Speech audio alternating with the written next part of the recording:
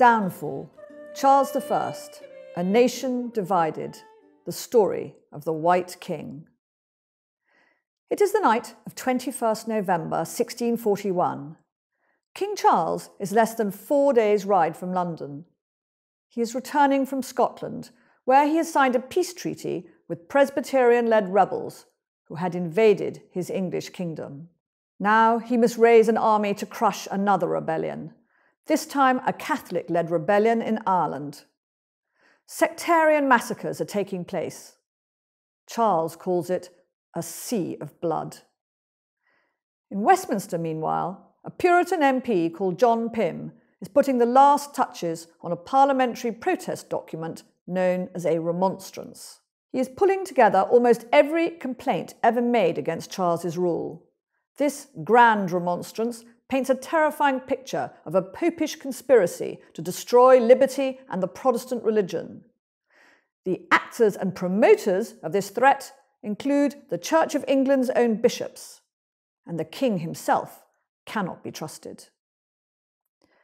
Pym now intends to use his grand remonstrance to help drive through legislation that will reduce Charles to the status of a puppet king.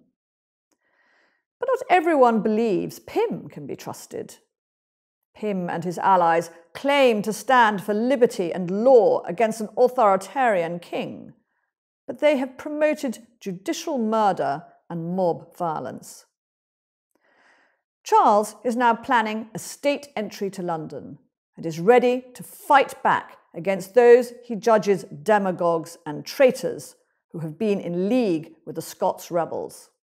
How has it come to this? That is the question I want to answer today, while looking at the 50 pivotal days that saw a kingdom divided. So let us begin by looking into the mind of Charles I, a mind that was shaped by the times he lived in. In popular memory, Charles is recalled as a weak little man, clinging to grandiose theories of divine right kingship. But we should beware the echo chamber of our own prejudices, shaped by ancient patterns of thinking and the propaganda of the victors. The theory of divine right kingship was not designed to flatter royal vanity.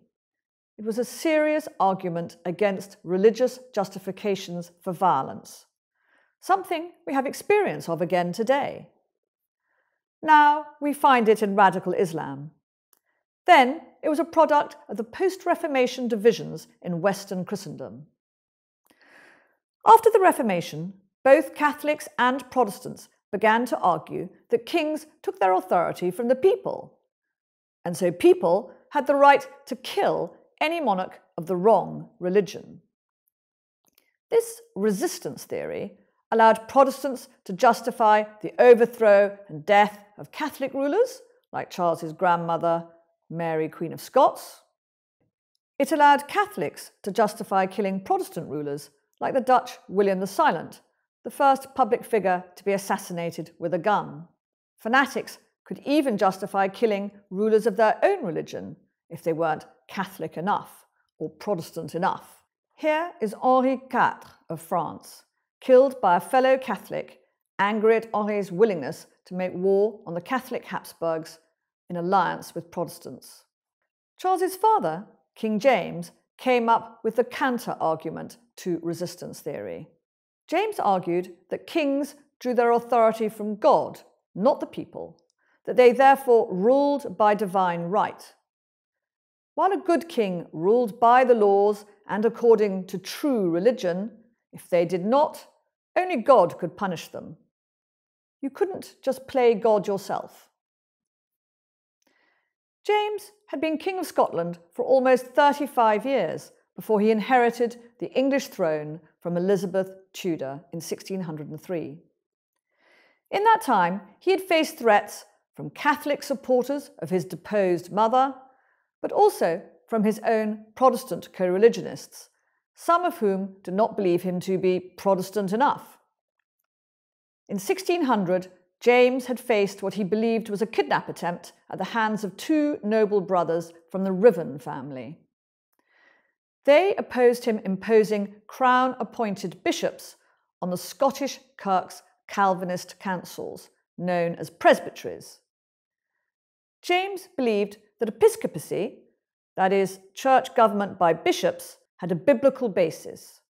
Presbyterians did not, and the brothers were acting in league with fiery Presbyterian preachers who James accused of wanting to lead the people by the nose and bear the sway of all rule. The Ruthven brothers were killed in the course of the kidnap attempt, and Charles was born on the very day that their rotting corpses were beheaded for treason in Edinburgh.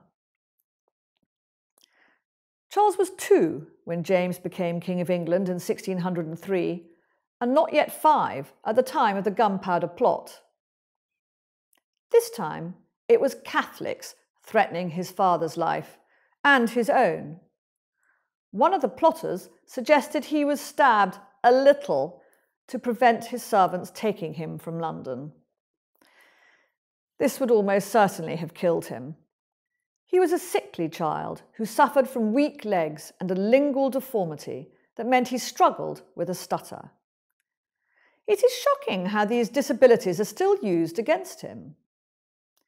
We like to believe we have turned our back on old prejudices, but the way we remember Charles shows how they still influence the way we think. In the past, disabilities were seen as marks of sin. Think of Shakespeare's Richard III. His crooked spine is an outward sign of his crooked soul. Amazingly, we still use the same shorthand today. Think of the film Wonder Woman. Wonder Woman, the heroine, is a perfect physical specimen in her tiny, shiny shorts, where her opponent, Dr. Poison, the evil Dr. Poison, also a woman, is disfigured.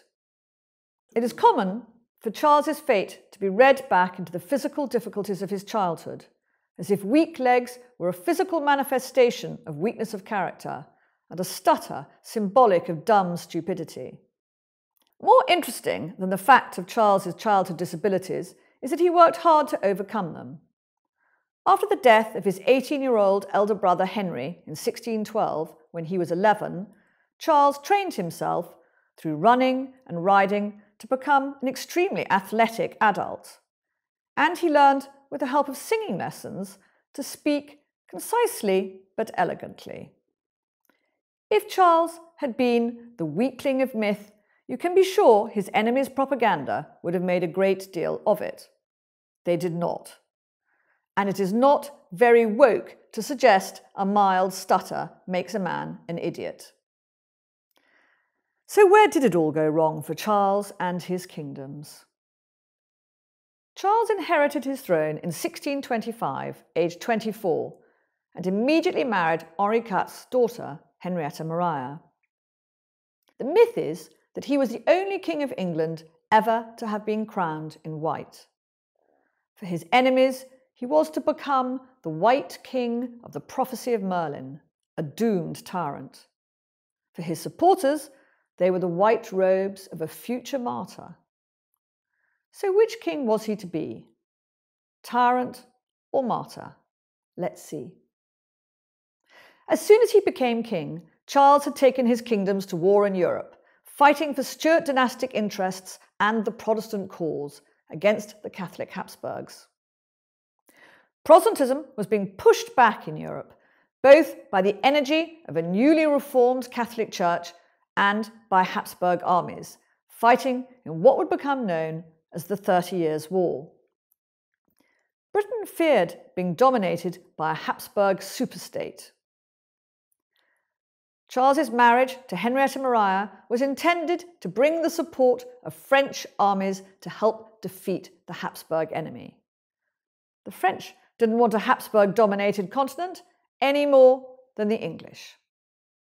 But having a Catholic queen made some people in England nervous.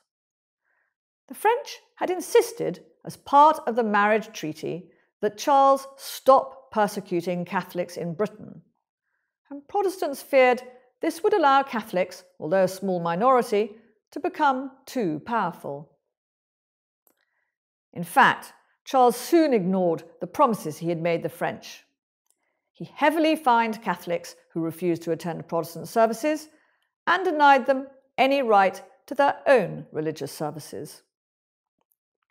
But there were other concerns about his policies, notably his reform of the Church of England. Charles shared his father's view that the Church of England was the best in the world, a halfway house between the pomp and superstition of Rome and the fantastic anarchy of Genevan Calvinism, where they had no bishops. James had written extensively, promoting the Church of England as a template for the reunion of Christendom. Charles preferred to use a theatre of ceremony and image. Parishioners witnessed a move away from a traditional Calvinist focus on sermons and impromptu prayers in plain buildings to set prayers and music in churches adorned with religious imagery in stained glass. Here we have a rather startling image of a nude Charles as Adam, who was of course made in God's image. It is a reminder that Charles is God's representative on earth. And elsewhere, in this chapel at Oxford, there is an image of Christ, also with Charles's face. Some English Protestants liked the new services, just as some prefer high church Anglican services today. But many hotter Protestants feared the changes threatened the Church of England's Calvinist traditions, while for those labelled Puritans, only Genevan-style Calvinism was real Protestantism. As the war in Europe was going badly, their fear of the triumph of a counter-Reformation superstate grew. MPs blamed Charles's leading minister and mentor, the Duke of Buckingham, for both the military failures and also the king's religious policies. To pressure Charles to sack him, MPs denied the king the taxes he needed to pay for his armies in Europe. But Charles, while intelligent and decent, was also stubborn, and he had poor political instincts. Charles saw their actions as unpatriotic, and he responded by extending his royal power in order to raise taxes under his prerogative powers, that is, his rights as king. This seemed to threaten the very existence of Parliament, because if he didn't need MPs to raise money in taxes, what did he need them for? The anger against Buckingham grew, with MPs like Pym accusing Buckingham of everything from murdering King James to plotting with the Pope. You see this in politics today. Extreme slanders heaped on political opponents, talk of treachery and betrayal. And we have seen murder follow. In 1628, Buckingham was stabbed to death by a disgruntled ex-soldier who had a copy of Parliament's latest complaints about Buckingham in his hat. Charles believed that Buckingham was a surrogate for himself, that he was the true target of the dagger that had killed his favourite, that the murder was an echo of past regicides, as well as a warning of further dangers to come. The following year, 1629, the breakdown in trust saw Charles dissolve Parliament and the beginning of 11 years of him ruling without one. Now, divine right kingship was not incompatible with having a Parliament. That is a common misunderstanding. Remember, divine right kingship said a good king should rule by the laws and according to true religion. Furthermore, kings of England had no standing armies. You could only rule by consent, whatever theory you held to on the origins of royal authority. Charles knew there were great benefits, therefore, to working with MPs, but he found people difficult to read, and he tended to lump all his opponents together as the forces of disorder. So he no-platformed his opponents, intending to rule without Parliament until he could be certain the forces of disorder had dissipated.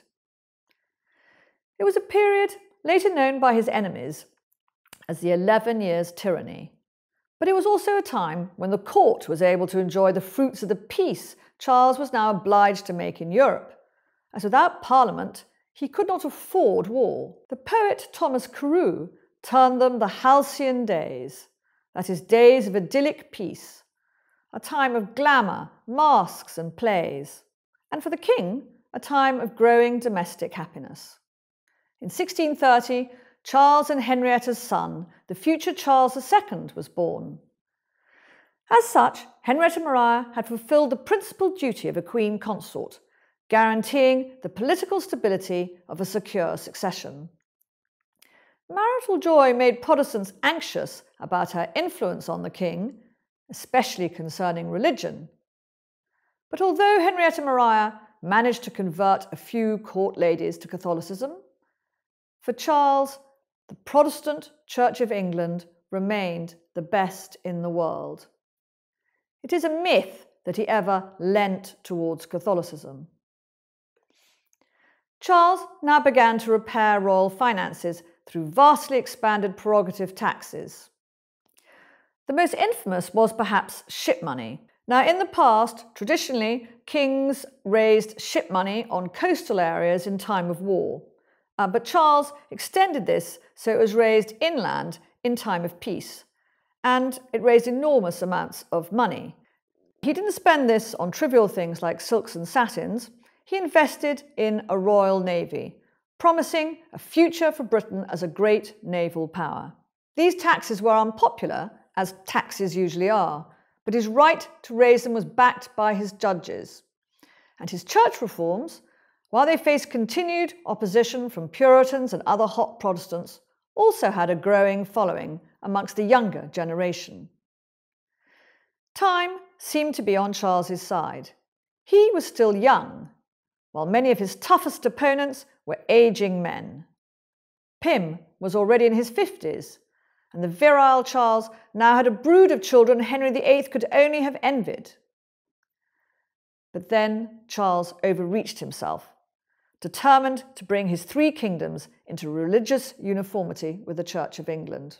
In 1637, Charles introduced a new Church of England-style prayer book to Presbyterian Scotland. It was greeted in the Kirk of St Giles in Edinburgh by a planned and organised riot.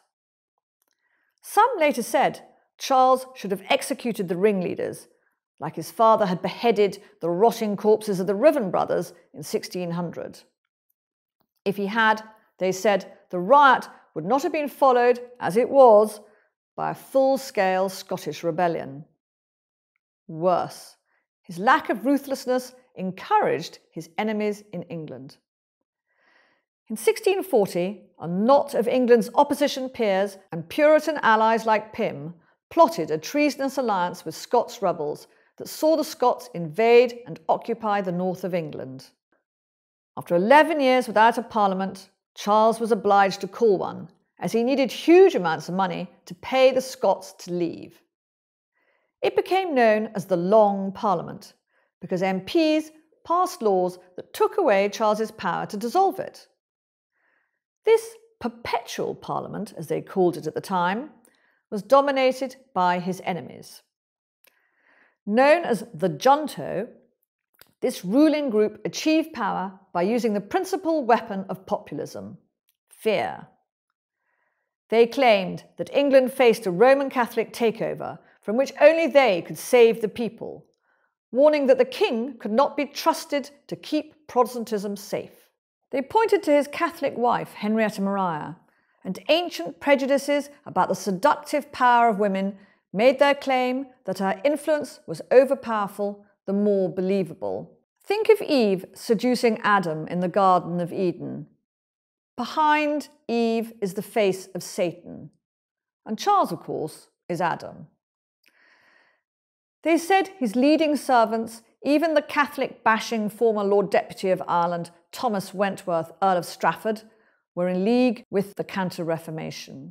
It was the kind of language they had used about Buckingham, and the Junto were more willing to spill blood than Charles ever was. There had been no political or religious executions during the 11 years' tyranny. But when Pym, as the prosecuting lawyer, failed to get Strafford convicted of treason at his trial, mobs were used to intimidate MPs to help push through an act of attainder against Strafford and to force the king to sign the death warrant. The term mob is actually invented in the 17th century to describe such scenes, taken from the Latin mobile vulgus. Strafford was beheaded on 12 May 1641 in an act of judicial murder not far short of a lynching. Increasingly, however, there was a sense amongst moderate MPs that the king had conceded enough to Parliament. He was by now obliged under the Triennial Act to call Parliament every 3 years. There could be no more 11 years' tyranny, while innovations in the Church of England that allowed un-Calvinist additions like religious imagery and organs were being rooted out. So, when Charles was in Scotland that summer, signing a humiliating peace with the junto's rebel allies, the junto continued to fan the flames of fear in England, executing Catholic priests in order to heighten the sense of threat. Charles had cropped the ears of dissident Puritans, which wasn't very nice. Priests were, however, being cropped of their testicles, their limbs, and their heads. Despite this fear-mongering, many moderates remained concerned about the junto. They saw a would-be oligarchy, and one that they felt was allied to religious and political extremists who threatened the social order, as well as the moderate Church of England of the Book of Common Prayer. Then, in October 1641, comes the junto's salvation. This is when Charles's third kingdom, Ireland, rises in rebellion. The Irish Catholics want Charles to give them religious freedom, just as he had granted it to the Scots Presbyterians under the terms of the peace treaty. But unlike Scotland, Ireland is a colony, and the rebellion provokes vicious sectarian killing between the Catholic natives and Protestant settlers. This sea of blood is a gift to the junto's propaganda. Now they have something to make the Catholic threat seem real. They use the fast-moving new media of pamphlets and news sheets to spread atrocity stories from Ireland and so ramp up Project Fear. So now we are where we were at the start, 21st November 1641. The king is on his journey from Edinburgh, returning to London. Ireland is in rebellion. Pym is in London working on the Grand Remonstrance. Pym and the junto now feel that they must strip Charles of any ability he might have in the future to revenge himself on them and to try them for the treason that they have committed by working in alliance with the Scots. In 50 days, Charles will lose his crown, or Pym will lose his head. The next day, 22nd November, the debate on the Grand Remonstrance opens in Parliament, and it meets with ferocious opposition. The Grand Remonstrance is essentially a grand conspiracy theory posing as a traditional protest document. Its purpose is to tell the people, yet again, that the king cannot be trusted, that only the junto can save them from the danger of a counter-Reformation takeover. It is, therefore, important to the junto that the Grand Remonstrance is not only passed by MPs as representing their genuine concerns, it must also be printed and published. Only that way can fear be spread beyond Parliament and its MPs to infect the whole kingdom. But in the debate, MPs point out that the king has already addressed most of the issues raised in the Grand Remonstrance. And many of them haven't forgotten that while the junto claims to stand for liberty and law, it encourages mob violence. But the Commons is largely empty, as London is recovering from a summer plague epidemic, and many moderates are still fearful of the mobs that were used that summer. The Grand Remonstrance passes by 11 votes at 2 a.m, when most of the few MPs who are in London are in bed. And even then, Pym fails to get agreement on its publication. Charles, meanwhile, is poised to remind London that he is their king and the father of his people, with a splendid state entry to London on 25th November. This is being stage-managed partly by the Queen. The irony is that where in the past talk of her influence had been greatly exaggerated, now that his closest ministers are executed or fled, and the junto has packed his Privy Council, the Queen has become by default an important unofficial advisor in matters of politics, although never religion. Now, we still hear a lot of old propaganda about Henrietta Maria, much of it very sexist.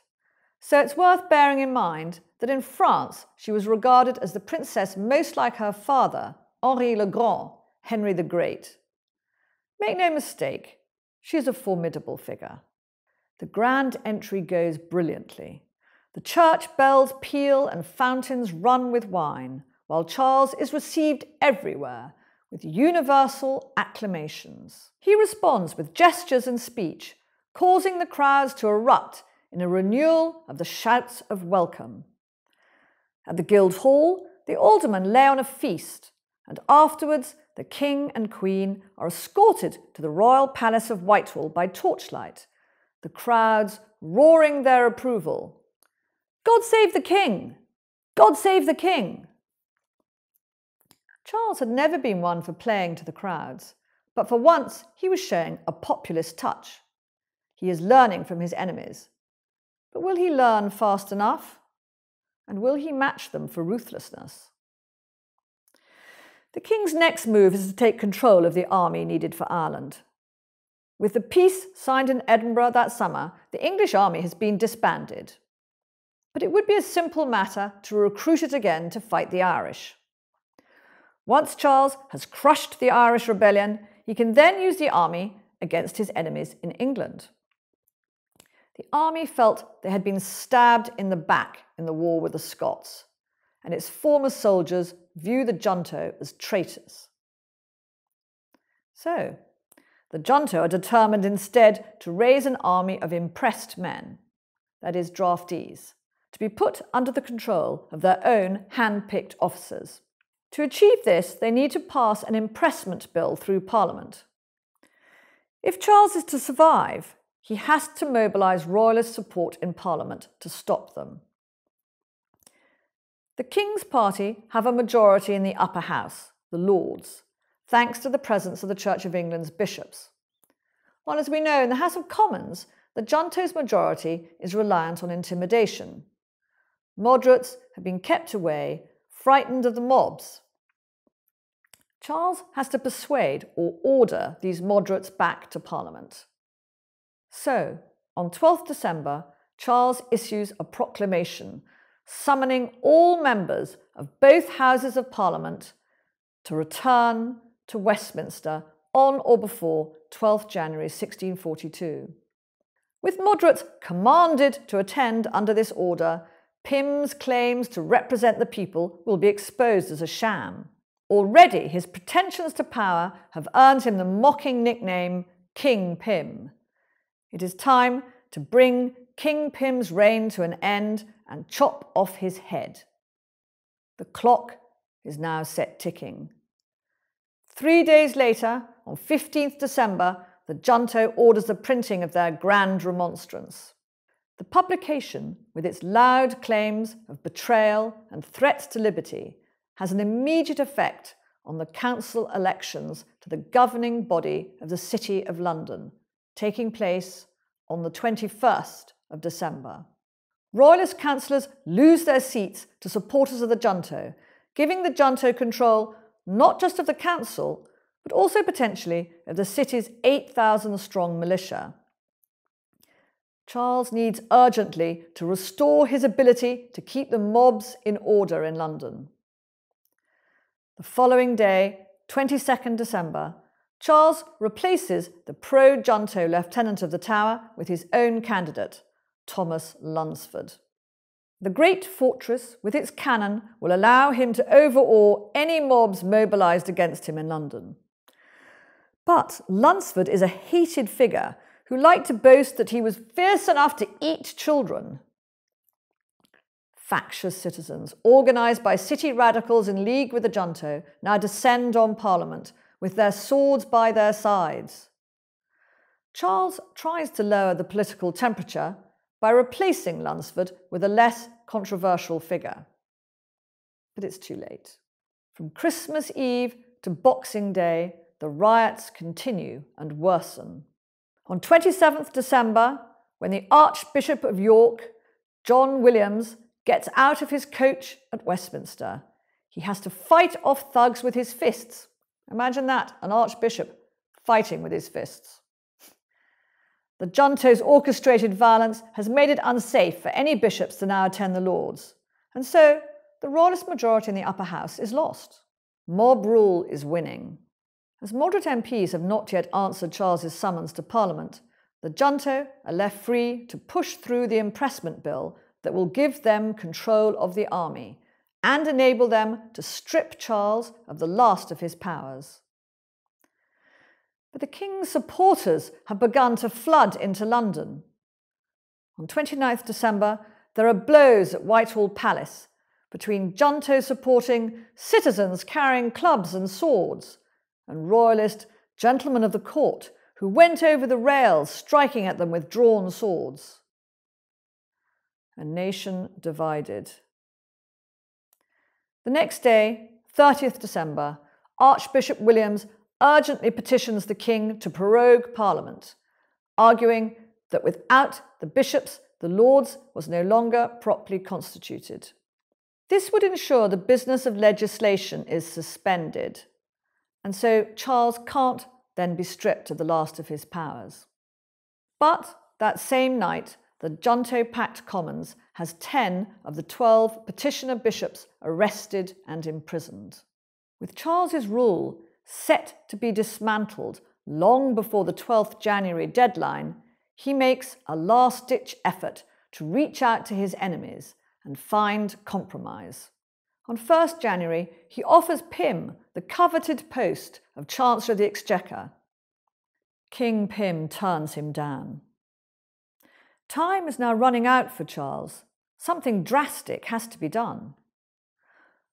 On 3rd January, the king decides to use the parliamentary process of impeachment to charge 6 of the junto with acts of treason. They include 5 members of the Commons, Pym amongst them.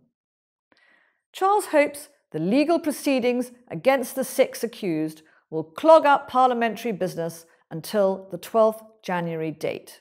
It's important to take note here, Charles is taking the legal parliamentary route, but this is blocked. The junto-dominated House of Lords appoint a committee to decide if the charges are lawful. And when the King's Sergeant-at-Arms arrives at the Commons to arrest the 5 members, he is turned away. The junto now strike as close to the king as they dare. That night, news reaches Charles that Parliament is to deprive the Queen of most of her household clergy. Henrietta Maria believes that unless Charles intervenes personally to have the 5 MPs arrested, she will have to flee England. People are saying she's only a subject. She can therefore be executed for treason, as queens have been in England before. Don't forget, she's been accused of being behind the Irish Rebellion. It is her life or Pym's. "Pull those rogues out by the ears," she is said to have warned Charles, "or never see my face more." Others also urged Charles to act. At 10 p.m, Charles orders the cannon at the Tower to be armed. London is eerily quiet the next morning, 4th January. At 3 o'clock in the afternoon, Charles emerges from his quarters at Whitehall. He flags down a carriage off a man in the street and asks to be taken to Parliament. MPs may have ignored the arrest warrant for the 5 members delivered by Charles's Sergeant-of-Arms. Charles, now desperate, believes they won't ignore an order from his own mouth. As the king's carriage rumbles down the street, followed by 400 or 500 armed cavaliers, a junto supporter in the crowd runs ahead to warn the Commons. The 5 MPs flee the Commons chamber and hide in the neighbouring court of the King's Bench. Those MPs sitting in the Commons now hear the clatter as the King comes up the stairs, followed by his men. They then see the King at the door and behind a crush of soldiers. One holds a pistol in his hand, already cocked.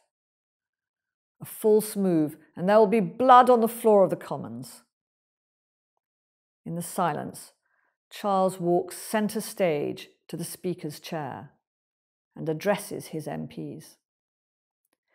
He requests the 5 members be given up and looks around, hoping to spot where they are. "I do not see any of them," he says. "I think I should know them." There is nothing left to do but leave. The humiliation is evident as Charles walks out, the silence giving way to shouts of "Privilege! Privilege!" a reminder of the free rights of the Commons. The angry voices pursue him all the way down the stairs. As one royalist later recalled sadly, all that the junto had ever said of plots and conspiracies against Parliament, which had before been laughed at, was now thought true and real. Charles had made a fatal miscalculation. Henrietta Maria was blamed for the attempted arrests of the 5 members, and Charles, fearing for his family, informed the junto that they would leave London. On Monday, 10th January, the royal family travelled by barge to Hampton Court. There, the King of England arrives in a most disconsolate, perplexed condition. The cold at Hampton Court is bitter, and there are few beds made up. Charles, Henrietta Maria, and their young children sleep together. King Charles will not see London again for 7 years, and then only to face his trial. He would be condemned as a traitor and murderer, but with Charles's death, England faced not liberty, only a new tyranny. Charles was said to have been buried during a snowstorm. The snowflakes turned the black velvet pall white. "The colour of innocence," a witness recorded, adding, "and so the White King went to his grave." But that witness was a professional liar. There was no snow. Martyr, murderer, Charles's reign is a story of alternative facts and fake news. No side had the monopoly of virtue or villainy, and that a nation divided as much by misunderstanding and mistrust as anything else should end up in civil war is the true tragedy of the reign of Charles I. I am the historian Leander Delisle, uncovering the Tudors and Stuarts behind the myths. If you'd like to discover more about Charles I, you may be interested in my biography, White King, The Tragedy of Charles I, winner of the Historical Writers Association Non-Fiction Crown. You may also be interested in my podcast, 10-Minute Tudors, and you can find me at my website, Facebook, and on Twitter.